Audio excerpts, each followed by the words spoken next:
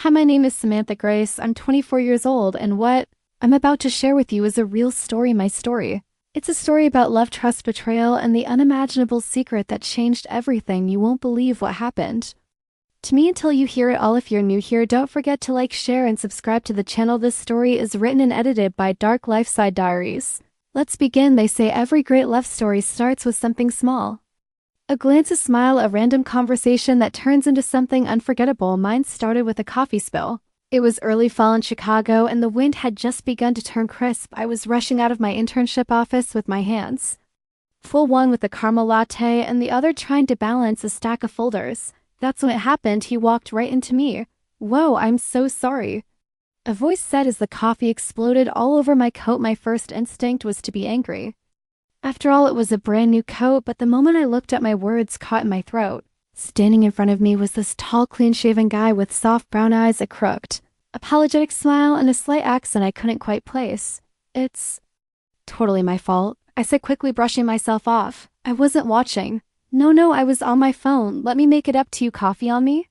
I hesitated, but something about him felt warm, familiar, like déjà vu against my better judgment. I agreed. That's how I met Ethan Blake. We ended up spending nearly 2 hours at a nearby coffee shop talking like old friends. He was 27, working in finance, and had moved from Seattle just a few months ago. He listened when I spoke, really listened, not just nodding along, but asking questions, remembering little details. It was refreshing. Most guys I met either talked about themselves or checked their phones. Every 5 minutes before we parted ways, he asked for my number. The next day, he texted. The day after, we had dinner. The week after, he surprised me with a book I mentioned during our first conversation. Little things, thoughtful gestures, they added up fast. It was like falling into something I didn't even realize I'd been waiting for. We started dating seriously. Ethan wasn't like the others. He was patient, gentle, attentive. He met my friends, my coworkers, even my sister. Everyone liked him. My best friend Emily even joked, "If you don't marry him, I will." I laughed at the time, not knowing how painfully ironic those words would become. For a while, things were perfect, and I mean picture perfect. Weekend road trips, cooking dinner together, falling asleep on the couch during movie nights. He made me feel safe. I started to imagine a future with him, marriage, kids, a home, the kind of dreams I used to think were too far to reach for me. But here's the thing about perfection, it's often just a mask, a carefully painted illusion. And Ethan? He was wearing a mask so convincing, even I didn't see the cracks until it was too late. It started with a phone call one night as we were making dinner. His phone rang. He looked at it, froze for a second, and declined the call. No big deal, but then it rang again. Same number. He declined again, more agitated this time. "You okay?" I asked, stirring the pasta. "Yeah," he said quickly. "Just work stuff. They always bother me after hours." But something about the look in his eyes, it wasn't just irritation. It was fear. I didn't press him. Maybe I should have. Over the next few weeks, little things started to shift. He got more secretive with his phone, stepping out to take calls, deleting texts, changing his passwords. He stopped staying over as much. Excuses became more frequent. Late meetings, out-of-town clients, deadlines. The Ethan I knew, the man who once waited outside in the cold just to walk me to my car, was slipping away. I tried to talk to him about it. "Are you seeing someone else?" I asked one night, half joking, half serious. Looked genuinely hurt. "Sam, how can you even ask that? You think I'd cheat on you?" I didn't know what to think anymore, but that night when he fell asleep, I did something I had never done before. I went through his phone. I know, it's a violation of trust, but I was desperate. I needed to know what he was hiding, and what I found wasn't what I expected. There were no texts from another girl, no dating apps, no flirty messages. Instead, I found a folder in his gallery titled June 2018. Inside were dozens of photos of a little boy, brown curls, hazel eyes, a crooked smile, eerily similar to Ethan's. Some of the pictures had a woman in them too. A woman I had never seen before. A woman who looked happy with him. My heart pounded as I clicked through. What was this? Who was the boy? Why had Ethan never mentioned him? My stomach dropped when I found one photo in particular, Ethan holding the child, both of them wearing matching shirts. A birthday party. The cake had candles shaped into a 4. I didn't sleep that night. When Ethan woke up, I was sitting on the edge of the bed, his phone in my hand. I saw the pictures. I said quietly. His face turned pale. There was a long pause before he spoke. "I was going to tell you." "Tell me what?" "That you have a kid." He nodded. I wanted to scream, cry, run, but I just sat there numb. "Why didn't you tell me?" Because I didn't think you'd stay if you knew. And in that moment, everything we had built began to shatter there. Was something deafening about the silence. In that room after he said it, I didn't think you'd stay if you knew. The words kept bouncing around in my head like a broken record. It wasn't just the fact that Ethan had a child, it was that he had chosen to keep it from me, that he let me fall deeper into him, into the idea of us without ever telling me the truth. I stared at him, waiting for more, for an explanation, a reason. Something that would make this all feel less like betrayal and more like fear, but all he did was sit there, his hands rubbing his face, eyes refusing to meet mine. What's his name? I finally asked, my voice shaking. Ethan looked up slowly. Liam, his name is Liam. Liam. It felt so strange, so distant to hear it out loud. This little boy, I never met this child, but had existed silently in the background of every conversation, every moment, every plan we made. A part of Ethan I didn't know, and worse, a part he hid from me. Who is the woman in the photos? I asked, knowing the answer, but needing to hear it. Her name is Marissa, he said quietly. We were together in Seattle for about 2 years. It didn't work out. We split up before Liam turned 1. We co-parent, and she's okay with you hiding this from someone you're in a relationship with? I asked bitterly. He sighed. She doesn't know. She assumes I told you. I stood up from the bed and walked to the window, arms crossed tightly across my chest as if holding myself together physically would keep me from falling apart emotionally. So you've been lying to both of us. It wasn't lying, he said quickly. It was just waiting for the right time. I turned to face him. And when would that time be? When we moved in together? Got married? When Liam showed up calling you daddy in front of me? The pain in my voice made him flinch. I wish I could tell you I walked out right then, that I had the strength to pack up my pride and leave, but the truth is I didn't. He was in love with him, and love has a way of making you hold on even when the rope is burning your hands. That night I left his apartment in silence. He didn't stop me. Maybe he knew there were no words left that could undo what had already been done. I went home, curled up in my bed, and cried like I hadn't in years. Not because he had a child, but because he didn't trust me enough to share that part of his life with me. Because he decided for me that I wasn't ready or worthy of knowing the truth. For the next 3 days, I ignored his calls and text. Sent long messages apologizing, explaining, begging me to talk, but I couldn't bring myself to respond. Every time I looked at my phone, I saw that little boy's face, and the realization hit me like a freight train. Someone out there called the man I love Dad, and I didn't even know his name until now. Emily came over to check on me. I told her everything. Do you still love him? She asked. I didn't hesitate. Yes. Then talk to him. I don't know if I can forgive him. Forgiveness isn't always about forgetting, she said softly. Sometimes it's about understanding why someone made a mistake and choosing if the relationship is worth rebuilding. She was right, but it didn't make it easier. On the 4th day, I finally texted him. We need to talk, but not at your place, Ethan. Anywhere, anytime, just say it. We met at a small park halfway between our apartments. It was quiet, chilly, and empty. I sat on a bench, and he approached slowly like a man walking toward judgment. I'm sorry, he said, sitting down next to me. I mean it. I was wrong. I just didn't know how to bring it up. I thought I'd scare you away. I was scared he'd see me differently. I do see you differently, Ethan, but that doesn't mean I don't still care. He turned to look at me, eyes full of regret. I want to know him, I said quietly. Not just because he's your son, but because if we're ever going to have a future, I need to know all of you. He looked stunned. You'd be okay with that? I don't know, I admitted, but I'm willing to try. That was the beginning of a new chapter, a harder one.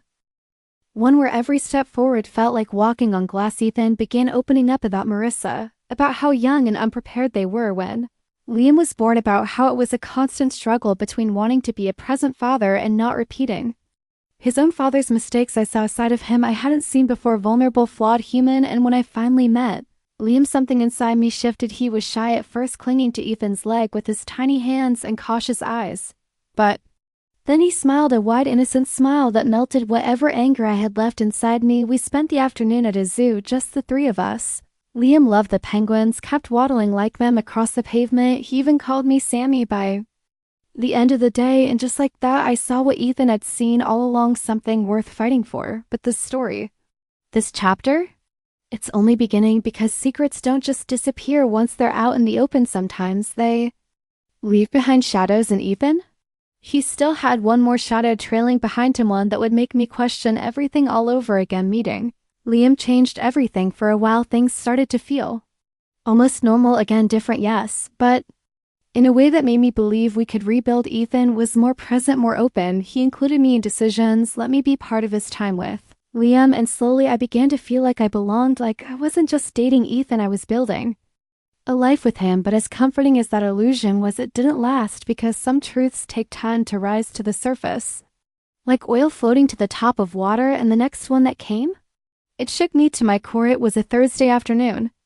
I'd left work early due to a migraine, and instead of going straight home, I went to Ethan's place to surprise him. We talked about dinner plans, and I figured I'd pick up some groceries and beat him there. I had a key after Ali. Wish I hadn't used it. I opened the door and stepped inside. Everything seemed quiet. No sign of Ethan. I figured he might still be at work or picking up Liam, but then I heard something, a voice, a woman's voice coming from the bedroom. My heart dropped. I froze in the hallway, barely breathing, trying to listen. No, Ethan, you can't keep pretending like she doesn't matter. She's gonna find out eventually, and when she does, she leave you. I told you, Marissa, this is my decision, Marissa. I stood still for another second, then quietly backed away. I left without saying a word, closed the door softly behind me, got in my car and drove for what felt like hours with no destination. My hands were shaking. The entire time my head was spinning. What was that? Why was Marissa his ex in his apartment? And why were they talking about me like I was just some pawn in a game? I didn't confront him right away. I couldn't. I needed to breathe, to think, to not lose my mind. That night he texted me casually about dinner. I didn't reply. The next morning he called. I answered. Hey, he said, cheerful. I got everything for pasta night. Liam's with Marissa, so it'll be just us. You good? Actually, I said, trying to keep my voice from cracking. I'm not. There was a pause. Is something wrong? I came by your place yesterday. Another silence, longer this time, the kind that speaks louder than words. I let myself in. I heard, you talking to Marissa, Samantha? His voice dropped. Don't lie to me again, Ethan. Just tell me, what is she talking about? What do you think I'll leave you for? He sighed. I heard him pacing through the phone. It's not what you think. That's the worst line you could say right now. She's trying to mess with your head. No, she didn't even know I was there. I heard you both. There was a long pause before he finally said the thing I feared most. There's something I haven't told you. I let out a bitter laugh. Another secret? Are you serious, Ethan? This one's different. It's not about me. Then who is it about? There was silence again, and then he whispered the words that cracked my world in half. It's about Liam. I didn't say anything. I couldn't. I didn't know until a few months ago. He continued. Marissa. She told me he might not be mine. I felt like I'd been punched in the chest, but the pictures, the time you spent with him. I raised him thinking he was mine. I was there when he was born. I cut the cord. I stayed up all night with him when he had a fever. He is my son, Samantha, whether blood says so or not. I covered my mouth, trying not to break down. Does he know?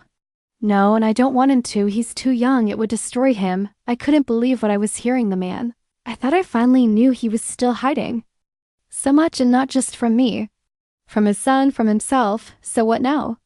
I asked quietly. I don't know. I'm still waiting on the test results. But Marissa's been threatening to tell you everything. She thinks I'm trying to replace her. She hates that you're in Liam's life. This is too much, I whispered.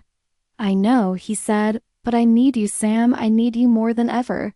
That was the moment I realized I was standing at a crossroads. One path meant walking away from the chaos, saving myself before I got buried in someone else's lies. The other path? It meant staying with a man I loved, but who came with a past full of emotional landmines. I didn't answer him that night. I spent the next day staring at the ceiling, wondering what it meant to love someone who carried this much baggage, and wondering, was I enough to carry it too?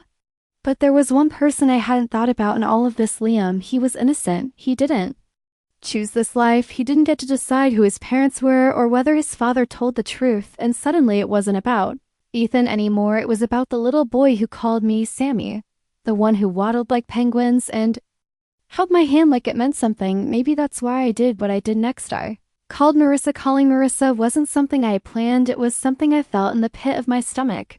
I had to do, not out of anger, not out of jealousy, but because I couldn't live in a fog anymore. I needed clarity. I needed her version of the truth. I wanted to hear the story from the woman who'd known Ethan long before I walked into his life. So I messaged her on Facebook, just one line. Can we talk? To my surprise, she replied within minutes, named the time. We met at a small coffee shop downtown Neutral Ground. I chose a table near the back away from the crowd and waited. My heart was pounding like I was preparing for battle. And when she walked in, I felt the air change. She was beautiful, elegant, composed, not the angry ex I'd imagined in my head. She looked like someone who'd been hurt and had learned how to wear it like armor. "Hi," I said, standing up. Awkwardly, "Hi," she replied calmly, her tone unreadable. We sat down, two women on opposite ends of the same man's story. "I'm not here to fight," I began. "I just want to understand." She looked at me for a long moment, then nodded.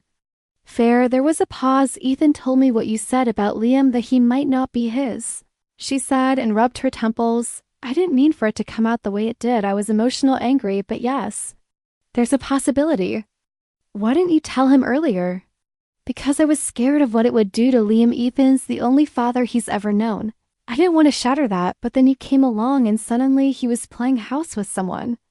New introducing you to my son without even asking me. It felt like he was replacing me." I blinked. "I'm not trying to replace you, Marissa." She looked me straight in the eye. "But you are, whether you mean to or not."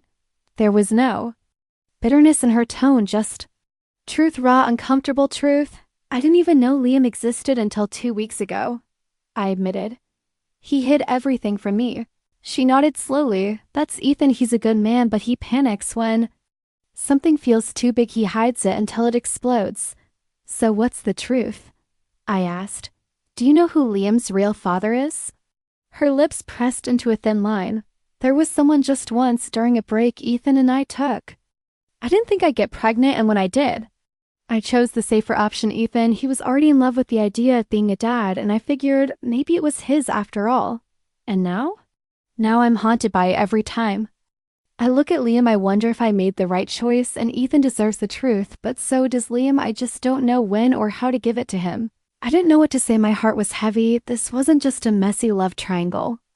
This was a whole life tangled in half-told truths, a child born into uncertainty, and a man trying to be something solid in the middle of it all. "Do you hate me?" I asked quietly. She looked startled. "No, God, no, I envy you because you have his heart now. I had it once, but I broke it." We sat in silence after that. Two women connected by pain, by confusion, by a little boy who didn't know his world was built on sand before we left. She reached across the table and took my hand. "Whatever happens," she said, "don't let him lie to you again." I nodded. That night I called Ethan, told him we needed to talk. Really talk, no filters, no half-truths, just him and me and the full weight of everything between. As we met at his apartment, he looked tired, like the truth had been wearing him down for months. I talked to Marissa. I told him as I walked in. He froze. "What did she say?"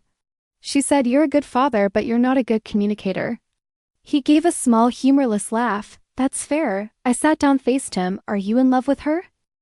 He shook his head instantly. "No, not anymore. I care about her for Liam's sake, but I'm in love with you, Samantha." "Then start treating me like someone you love," I said firmly. "No more secrets, no more walls. If there's something you're scared to tell me anyway. Let me decide if I can handle it." He nodded slowly. "Okay." I looked at him for a long moment. "If Liam isn't yours, will you still love him?" "Yes," he said without hesitation. "He's my son in every way that matters." And in that moment, something shifted. Not everything was healed, not even close, but it was real, honest, unfiltered, and that was a start. Over the next few weeks, we tried to find balance. Ethan kept me involved in Liam's life. Marissa and I kept our communication civil. The DNA results were still pending, but for once we weren't waiting for truth to wreck us.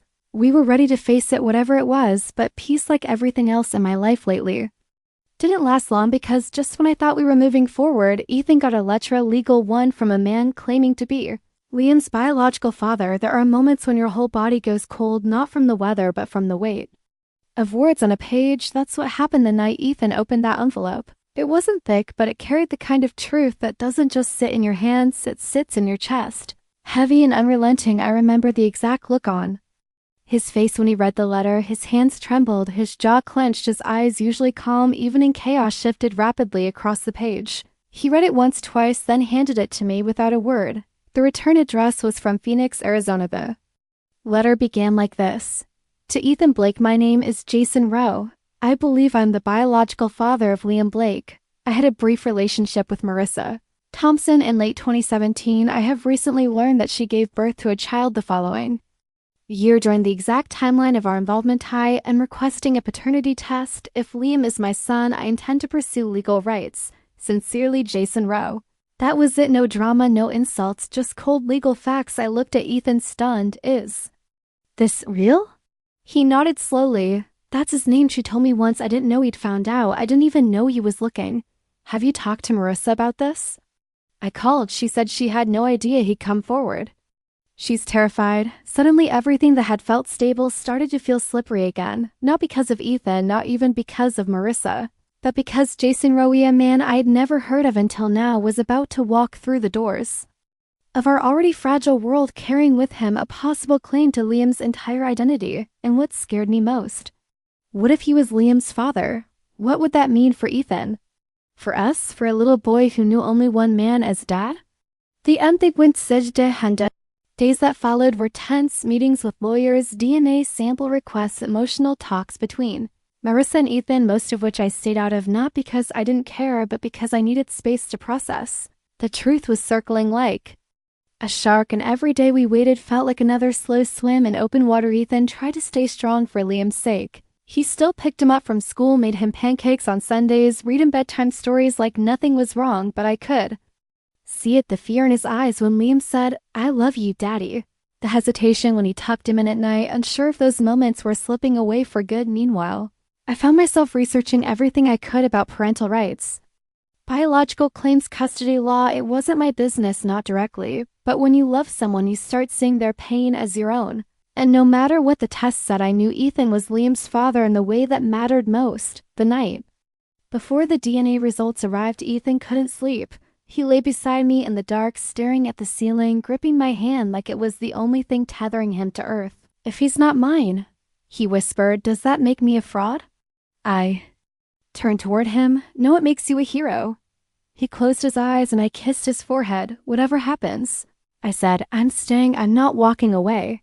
He didn't reply, but he didn't let go of my hand all night. The next morning, the envelope arrived, white label, final. We sat on the couch. Marissa came over. Liam was with our mom for the day.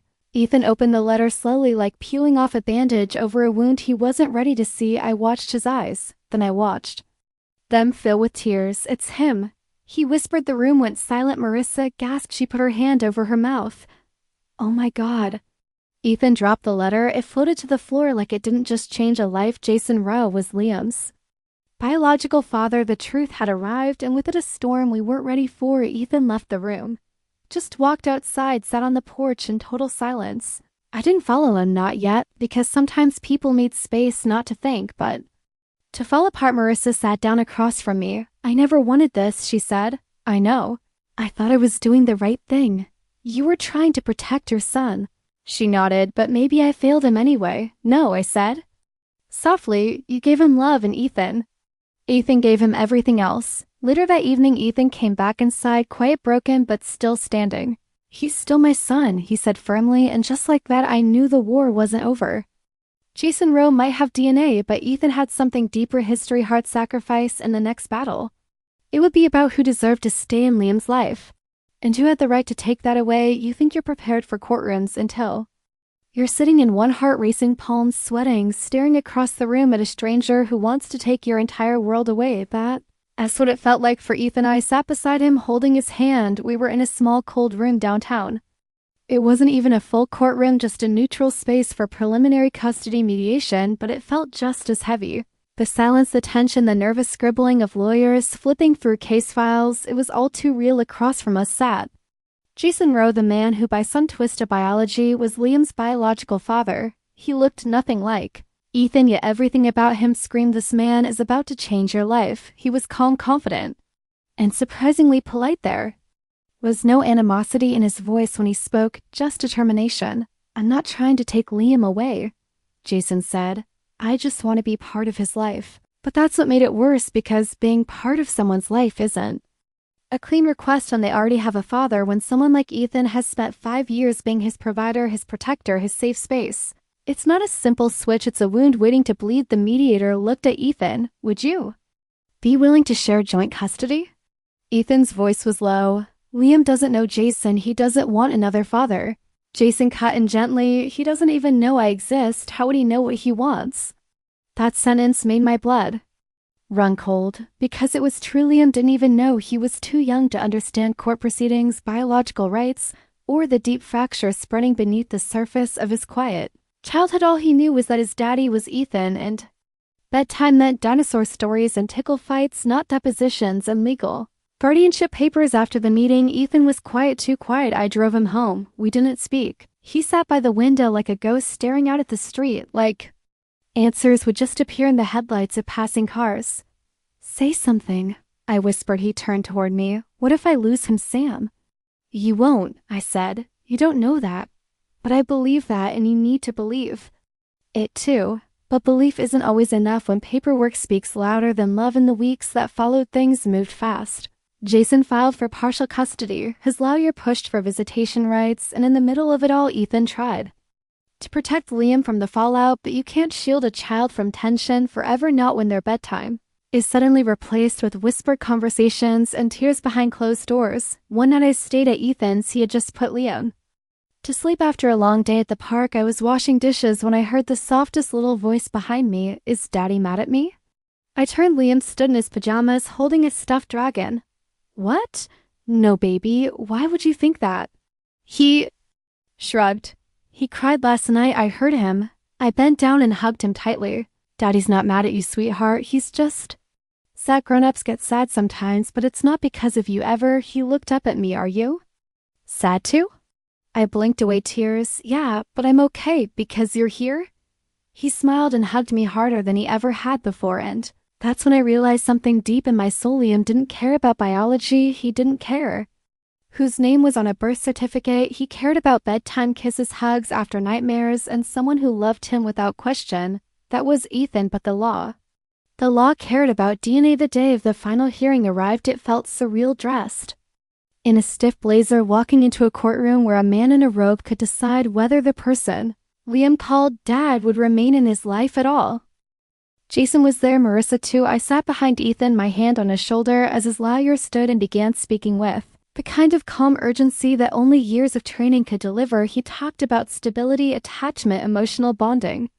He submitted photos, Ethan teaching Liam to ride a bike, their Christmases together, a video of Liam calling Ethan Daddy on his 4th birthday. It was all real and raw. Jason's side argued for fairness. Every child has a right to know where they come from. His lawyer said, Mr. Rowe isn't asking to remove Mr. Blakeney to be included.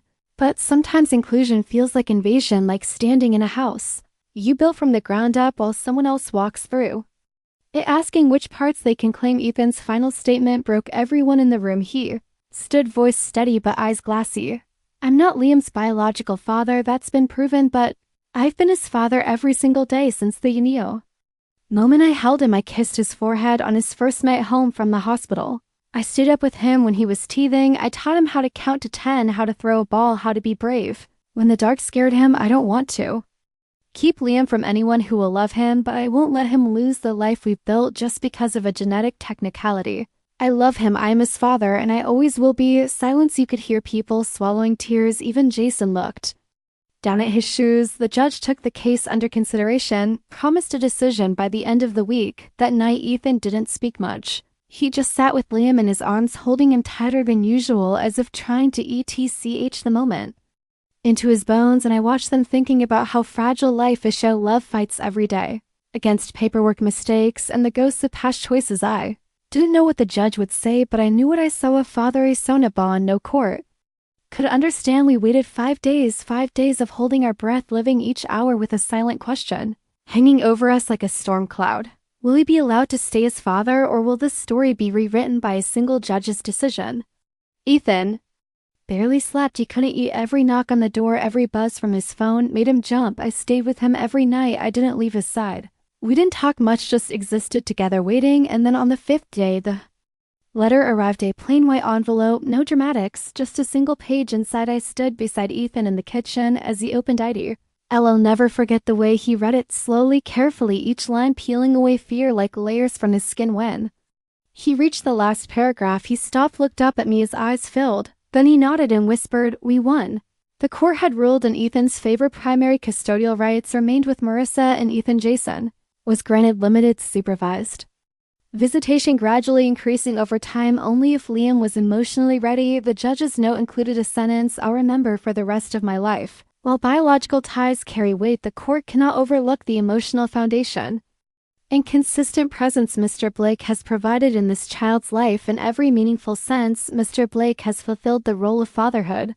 Ethan dropped the paper and pulled me into the tightest hug I've ever felt. He didn't say anything. He didn't have to. His tears soaked my shoulder and mine soaked his. That weekend we took Liam to the lake. No courts, no lawyers, no secrets. Just a little boy, his daddy, and me watching them splash in the water, laughter echoing into the sky like a prayer. Finally answered. Jason did reach out. He met with Ethan privately. They talked man to man, no shouting, no resentment, just understanding. Jason admitted he wasn't ready to be a father 5 years ago. He respected what Ethan had done. He didn't want to rip anything apart. He just wanted to know the boy who carried part of his DNA. And to our surprise, Ethan agreed slowly, cautiously, not because he was forced, but because he chose peace. He told me later that night, I don't want Liam to grow up with missing pieces. If Jason's willing to be in his life in a healthy way, I'll allow it. And that's how healing began. Not perfectly, not immediately, but honestly, Liam still didn't know everything. He didn't need to. Not yet. All he knew was that the people around him loved him fiercely. And love, real love, doesn't split when you add more to it. It multiplies. Months passed. Ethan and I grew stronger. We had seen the ugliest sides of love, the silence, fear, the weight of things unsaid, but we made it through. Because when you survive fire with someone, you stop being just lovers. You become a team, a family. Eventually, Ethan proposed, not with a big speech or fireworks, but on a quiet Sunday morning. We were at home making breakfast. Liam was drawing dinosaurs on the kitchen floor. Ethan pulled a small box from his pocket, handed it to me with shaking fingers, and said, "You held me together when I was falling apart. I want to hold you forever." Now, I said yes through tears and laughter and trembling hands. And Liam? He jumped up and shouted, "Does this mean I get 2 parents now?" We laughed and cried, and in that moment, everything that had once felt like breaking finally made sense. Lies, the secrets, the pain, it had all led us here to the truth that love isn't just a feeling. Love is a choice. It's the choice to stay when leaving would be easier. It's the choice to forgive when trust feels shattered. It's the choice to be a parent even when biology walks out and even when it walks back. And we chose love. We chose Liam. We chose each other. And I hope that if you're reading this right now, maybe holding your own story close, hiding your own pain behind a screen, you know this. Sometimes the family you fight hardest to keep becomes the one worth everything in the end. Thank you for staying with us. What part of this story touched you the most? Was it Samantha's strength? Ethan's battle? Liam's innocence? Tell us below. Don't forget to like, share, and subscribe if this story stayed with you even after the final word. This story is written and edited by Dark Lifeside Diaries.